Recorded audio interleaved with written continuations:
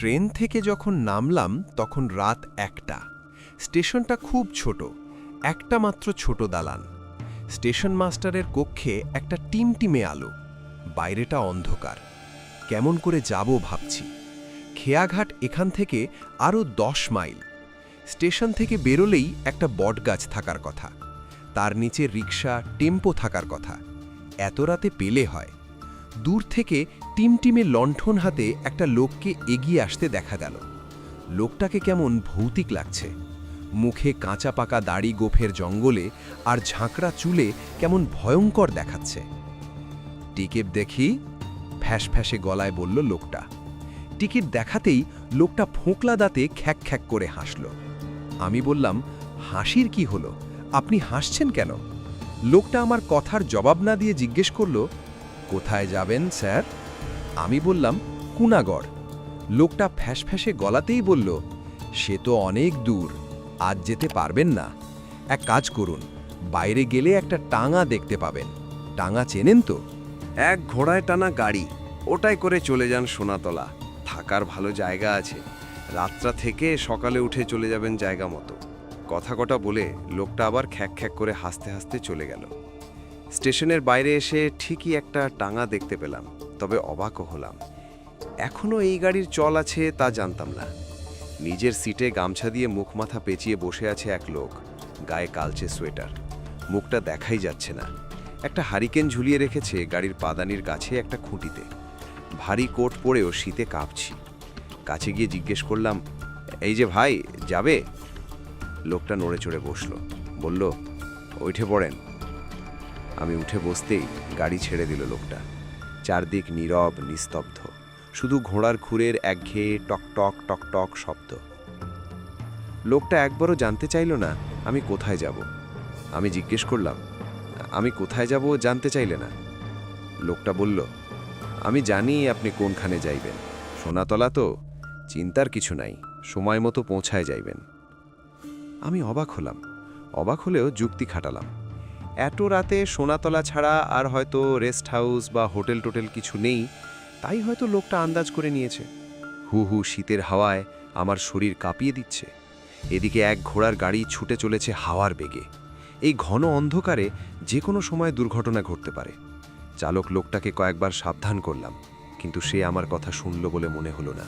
ঝিম মেরে বসে আছে। রাত ৩টের সময় সোনাতলা একটা বাংলো বাড়ির মতো জায়গায় এসে পৌঁছলাম। মনে হলো খোলা ময়দানে একটা নিঃসঙ্গ বাড়ি, বাউন্ডারি নেই। টাঙার চালক গাড়ি থেকে নেমে গেল, বাড়ির দরজায় থাবা দিতে লাগলো। গাড়ি থেকে নেমে টাঙাওয়ালার পেছনে গিয়ে দাঁড়ালাম। অনেকক্ষণ পর কারোর জন্য আসার পায়ের শব্দ পেলাম। দরজার কাছে একটা নগ্ন বাল্ব জ্বলছে। সে আলোতে টাঙাওয়ালার চেহারাটা দেখতে চেষ্টা করলাম, কিন্তু চেষ্টা বৃথা। দরজা খুলে গেল। ফ্যাকাশে আর দাড়িগোফ বিহীন মুখের এক লোককে দেখতে পেলাম। টাঙাওয়ালা বলল, আপনার অতিথি। বাড়ির মালিক ফিসফিস করেই প্রায় বলল, যাও, বিদায় হও, বড্ড দেরি করে ফেলেছ। টাঙাওয়ালাকে চলে যেতে দেখে বললাম, এই তোমার ভাড়া। লোকটা শুনল বলে মনে হলো না। আমি আটকাতে চাইলাম, কিন্তু বাড়ির মালিক আমাকে আটকালো। বলল, যেতে দিন, দরকার পড়লে নিজে এসে চেয়ে নেবে। বাড়ির ভেতরটা ঝলমলে, বিশাল বসার ঘর, 4 থেকে 5 সেট সোফা বিছানো, লাল কার্পেট পাতা মেঝে, দেয়ালে দেয়ালে দামি সব চিত্রকরের ছবি। প্রতিটা ছবির কাছে আলোর ব্যবস্থা আছে। ছাদে বিশাল এক ঝাড়বাতি ঝুলছে। দেয়াল জুড়ে বিশাল এক শোকেস, তাতে দামি দামি সব অ্যান্টিক। আমি ভদ্রলোককে বললাম, এত রাতে এসে আপনাকে কষ্ট দিলাম। লোকটা হাসল নীরবে, কিন্তু হাসিটা বড় ভয়ঙ্কর। লোকটার চোখ দুটো চকচক করছে। আমাকে প্রায় ফিসফিস করে বলল, আপনি ভুল করছেন, আমি তো বাড়ির মালিক নই, গোলাম। দুশ্চিন্তা করার কোনো কারণ নেই, আর নিজেকে অবাঞ্ছিত ভাববেন না। আসুন, আপনার ঘর দেখিয়ে দিই। হলঘর পেরিয়ে একটা করিডোরে ঢুকলাম আমরা। দুপাশে সারি সারি ঘর, মাঝখান দিয়ে চলেছি লোকটার পেছন পেছন। একটা ঘরের কাছে এসে থমকে দাঁড়ালো লোকটা। দরজাটা খুলে বলল, যান, বিশ্রাম নিন, যথাসময়ে খাবারের জন্য ডাকব। আমি বললাম, এখন রাত 3টে, কিছু খাওয়ার ইচ্ছে নেই, রাতটা কাটিয়ে সকালেই রওনা হব। লোকটা বলল, সে দেখা যাবে, খেতে না চান খাবেন না, ঠিক আছে। আমি ভেতর থেকে দরজা লাগিয়ে দিলাম। ধবধবে সাদা বিছানা, এই ঘরের মেঝেতেও লাল কার্পেট। হঠাৎ মনে হলো কেউ আমার দিকে নজর রাখছে। কেন মনে হলো বলতে পারবো না, তবে আমার মনে হওয়াটা সবসময় সত্যি হয়। কেউ যেন আমাকে দেখছে। বিছানাটা যেখানে, তার পাশে একটা বুকশেলফ, ঠিক দেয়ালের সাথে লাগানো। হঠাৎ চোখের কোণ দিয়ে একটা বই নড়ে উঠতে দেখলাম। বুঝতে দিলাম না যে আমি নড়াচড়া বুঝতে পেরেছি। আস্তে আস্তে বুকশেলফটার কাছে এগিয়ে গেলাম। দ্রুত পায়ে কেউ যেন সরে গেল পাশের রুমে। বইটার পেছনে নিশ্চয়ই কোনো ফুটো আছে, ওটা দিয়ে কেউ আমার দিকে নজর রাখছিল। বইয়ের সাথে কান ঠেকিয়ে ভালো করে কান পাতলাম। কথা শোনা গেল, একটা পুরুষ কণ্ঠ, একটা নারী কণ্ঠ। পুরুষ কণ্ঠটা বলছে, আর কতদিন লিজা, এভাবে আর কতদিন, আর পারছি না, এবার ক্ষান্ত দে। মেয়ে কণ্ঠটা শোনা গেল, চুপ করো বাবা, যতবার একজন করে আসে ততবারই ওই এক কথা, শুনতে শুনতে বিরক্তি ধরে গেছে, বকবক না করে ওই লোকটাকে কিছু খাওয়াও। পুরুষ কণ্ঠটা বলল, ও কিছু খেতে চাইছে না। মেয়ে কণ্ঠটা খেপাটে মনে হলো, না খাওয়ালে ওকে অজ্ঞান করবে কেমন করে? লোকটা বলল, জোর করতে গেলে সন্দেহ করবে। মেয়েটা হিসিয়ে বলল, মাথায় বাড়ি দিয়ে হলেও অজ্ঞান করো, যেভাবে খুশি সেভাবে করো, আমি বুঝতে চাই না। ওদের ওই লোকটা যে আমি, বুঝতে অসুবিধে হলো না। আমার হাত পা ঠান্ডা হয়ে এলো। আবার কথা কানে আসতেই ভালো করে কান পাতলাম। ঠিক আছে, খাবার নিয়ে যাও, খাওয়াতে চেষ্টা করো, তারপর ওকে নিয়ে জায়গা মতো পৌঁছে যাবে। আমি আগেই ওখানে থাকব। আজ 2 দিন ধরে ওটা অভুক্ত, না জানি কেমন ক্ষেপে আছে। মেয়েটার কণ্ঠ। তারপর আর কোনো কথা শুনতে পেলাম না, তবে ভেতরে ভেতরে আতঙ্কে মিয়ে গেলাম। কোনো মানুষ খেকোকে দিয়ে আমাকে খাওয়ানোর কথা চিন্তা করছে ওরা। এখনই লোকটা আমাকে খাওয়াতে আসবে। আমার এখনই পালিয়ে যেতে ইচ্ছে করছে, কিন্তু মানুষ খেকো প্রাণীটাকে দেখতেও ইচ্ছে করছে। বাঘ, সিংহ নাকি অন্য কিছু? অন্য কিছু হওয়ার সম্ভাবনাই বেশি। বাঘ, সিংহ জাতীয় কিছু হলে গরু ভেড়া খাইয়ে সারত। আমাকে দেখতে হবে ব্যাপারটা কি। আমি মানসিকভাবে প্রস্তুতি নিলাম। ওই লোক খাবার নিয়ে এলে রাজি হয়ে যাব খেতে। হঠাৎ বারান্দায় পদশব্দ শুনতে পেলাম। আমাকে ঘোড়ার গাড়িটায় তোলা হয়েছে, যেটা দিয়ে আমি এই বাংলোয় এসে উঠেছিলাম। আমি এখন বুঝতে পারছি এই টাঙ্গাওয়ালা, স্টেশনের ওই টিকিট চেকার সব ওই মেয়েটারই লোক। আমি অজ্ঞানের ভান করে শুয়ে আছি। আমাকে যখন লোকটা খাবার দিয়ে গেল, তখন খেয়ে নেব বলে খাবার রেখে দিয়েছি। তারপর লোকটা বেরিয়ে যেতেই খাবারগুলো খাটের তলায় ছড়িয়ে দিয়ে শুয়ে পড়েছি বিছানায়। আরও আধ ঘন্টা পর লোকটা ঘরে ঢুকলো টাঙ্গাওয়ালাকে নিয়ে।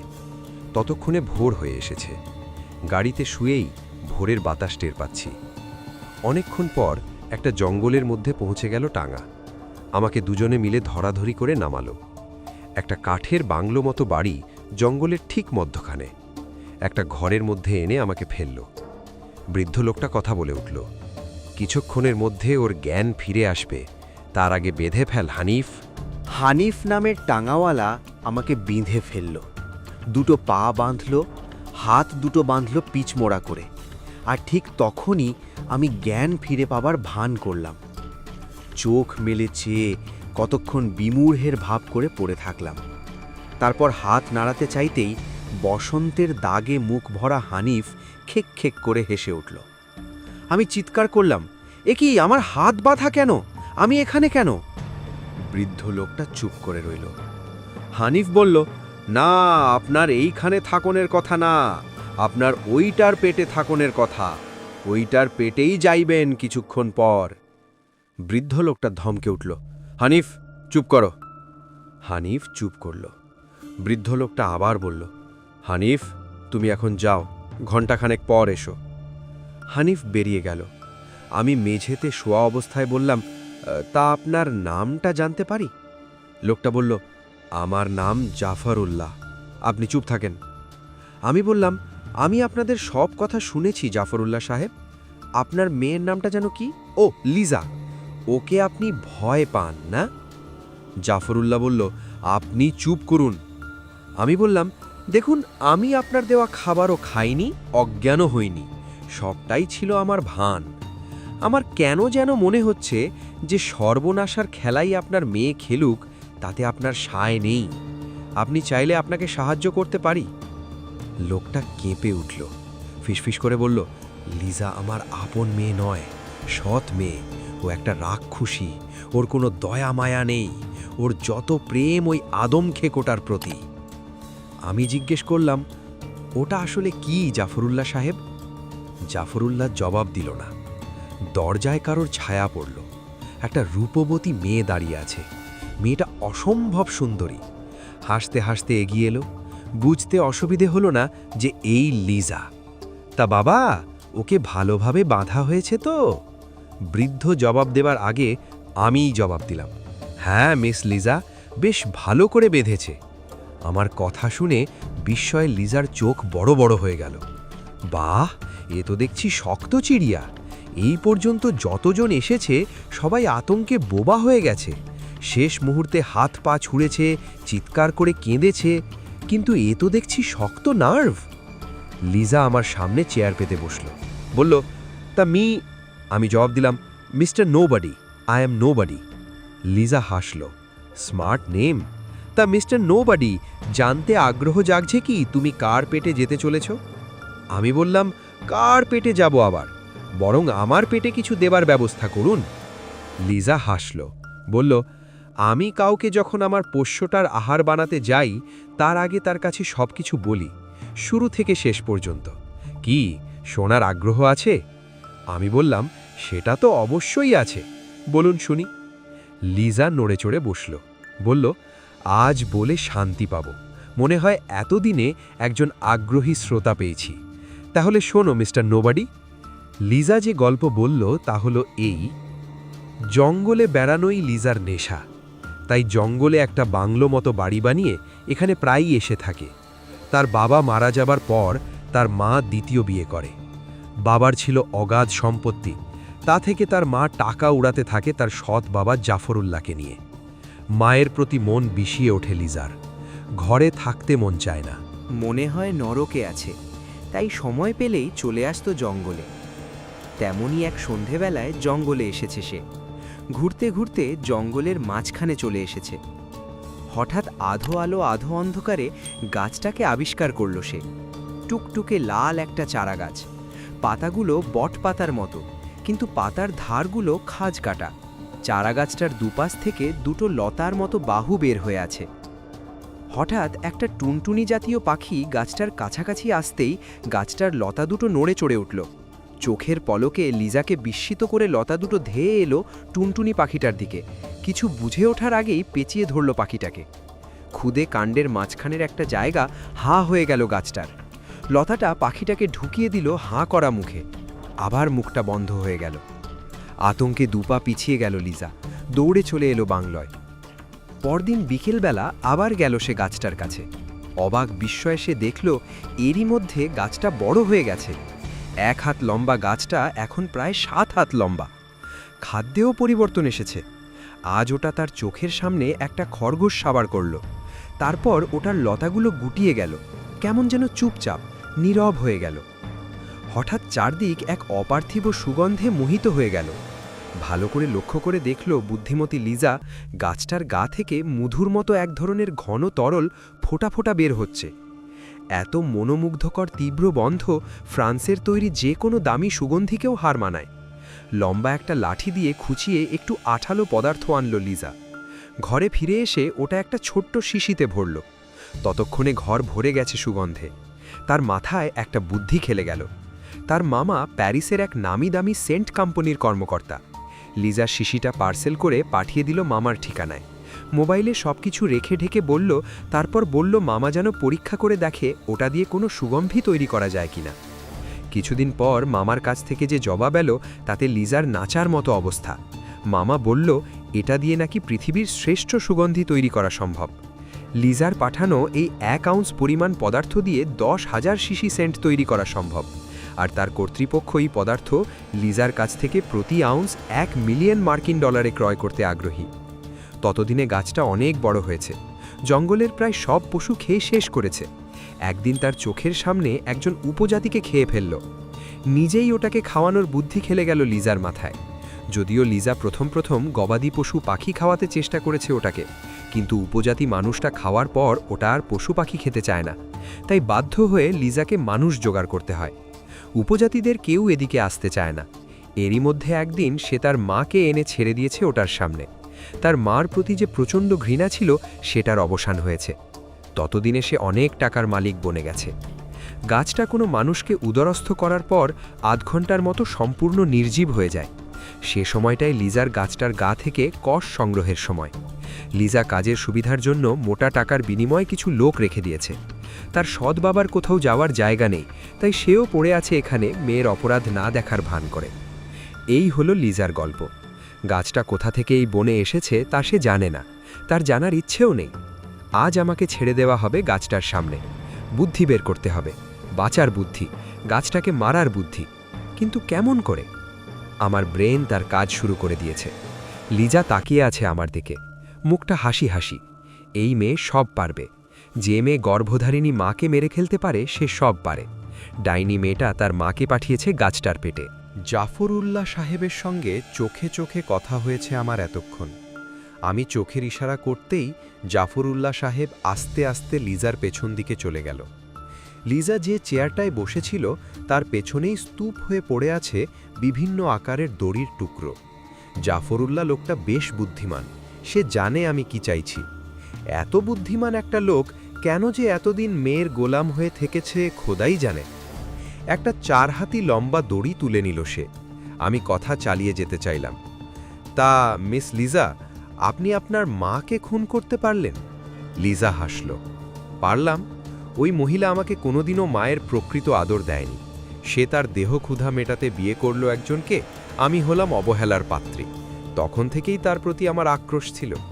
আমি হেসে বললাম, কিন্তু মিস লিজা, আপনারও যে সময় ফুরিয়ে এলো, অস্বাভাবিক কোনো কিছু খোদা সহ্য করেন না। আমি কথা শেষ করতে না করতেই জাফরউল্লাহ দড়ি নিয়ে পেছন থেকে ঝাঁপিয়ে পড়ল লিজার ওপর। 5 মিনিটের মধ্যে চেয়ার সহ বাঁধা পড়ে গেল লিজা। বিস্ময়ে সে প্রথমে মুখটা হাঁ করে ফেলল, তারপরই তার সৎ বাপের উদ্দেশ্যে জঘন্য খিস্তিয়া উড়ে গেল। তারপরই তার চেহারায় আতঙ্ক দেখা দিল। জাফরউল্লাহ বলল, দেব নাকি ডাইনিটাকে গাছটার সামনে ছেড়ে? আমি বললাম, তাই দেয়া উচিত। আতঙ্কে লিজার মুখ আরও ফ্যাকাশে হয়ে গেল। আমি বললাম, জাফর সাহেব যান, কোথা থেকে আনবেন জানি না, আধ ঘন্টার মধ্যে আমি 2 বস্তা লবণ চাই। গাছটাকে মারার জন্য 2 বস্তা লবণই যথেষ্ট। গাছটার গুড়ির কাছে গর্ত করে ভেজা লবণ ঢেলে দিলেই মরবে ওটা। তার আগে ওটাকে খাওয়াতে হবে, কারণ খেলেই ওটা আধ ঘন্টার জন্য নির্জীব হয়ে যায়, ওটার আক্রমণ ক্ষমতা হ্রাস পায়। তখন কাজটা করব আমরা। যাক, আগে তো লবণ আনুন। জাফরউল্লাহ দৌড়ে চলে গেল। এদিকে লিজা আমাকে অনুনয় করতে শুরু করলো, টাকার লোভ দেখাতে শুরু করলো। জাফর সাহেব 1 ঘন্টা পর লবণ নিয়ে এলো। অনেক দূর থেকে একটা খামার বাড়ি থেকে এনেছে। ওদের গরুকে খাওয়ানোর জন্য স্টক করে রাখা লবণ থেকে নিয়ে এসেছে। আমরা চুপচাপ দাঁড়িয়ে আছি। ঠিক তখনই ঢুকল হানিফ। হঠাৎ করে লিজাকে বাধা অবস্থায় দেখে থমকে দাঁড়ালো। তারপরই অবস্থা সুবিধার নয় বুঝে ঘুরে দিল দৌড়। অপরাধী মন তো, ভেবেছে তাকেও আমরা আটকাবো। জাফরউল্লাহ ও আমি তাকে ডাকতে ডাকতে বের হয়ে এলাম ঘর থেকে, কিন্তু তার দৌড় থামল না। কিন্তু সে যেদিকে দৌড় দিল সেদিকটাই বিপজ্জনক। আমি তাকে ডেকে থামাতে চাইলাম, জাফরউল্লাহও তাই চাইল। দুজনেই দৌড়াতে লাগলাম তাকে থামাতে। সে ভাবল তাকে ধরতে যাচ্ছি। হঠাৎ করেই থমকে দাঁড়ালো হানিফ। নরখাদ্য গাছটার একদম সামনে চলে গেছে সে। আমরাও থমকে দাঁড়ালাম। মুহূর্তের মধ্যে টকটকে লাল কাণ্ডের গাছটা হাঁ হয়ে গেল। সে হানিফকে মুখে ঢুকিয়ে দিল। হানিফের কণ্ঠ চিরে একটা মাত্র চিৎকার বেরিয়ে এলো। গাছের মুখটা বন্ধ হয়ে গেল আবার। চোখের সামনে ঘটে যাওয়া ঘটনাটা দেখে হতবম্ব হয়ে গেলাম আমি। তবে একটা কথা ঠিক, হানিফ মোড়ে একটা উপকার করে গেছে, গাছের ক্ষুধা মিটিয়ে দিয়ে গেছে। এখন আধ ঘন্টার জন্য নির্জীব হয়ে যাবে ওটা। আমরা আমাদের কাজ শুরু করতে পাবো। লিজাকে চেয়ার সহ ধরে নিয়ে এলাম আমরা। গাছটার সামনে এনে বসিয়ে দিলাম। দ্রুত হাতে দুজনে কোদাল দিয়ে কুপিয়ে গাছের চারপাশে একটা খুদে নালার মতো করে তাতে দ্রুত হাতে সব লবণ ঢেলে দিলাম। তারপর তাতে পানি ছিটিয়ে দিলাম। হাতে আছে আর 5 মিনিট। দ্রুত সরে এলাম রাক্ষসটার নাগালের বাইরে। সাথে লিজাকেও নিয়ে এলাম। তাকিয়ে আছি রাক্ষস গাছটার দিকে।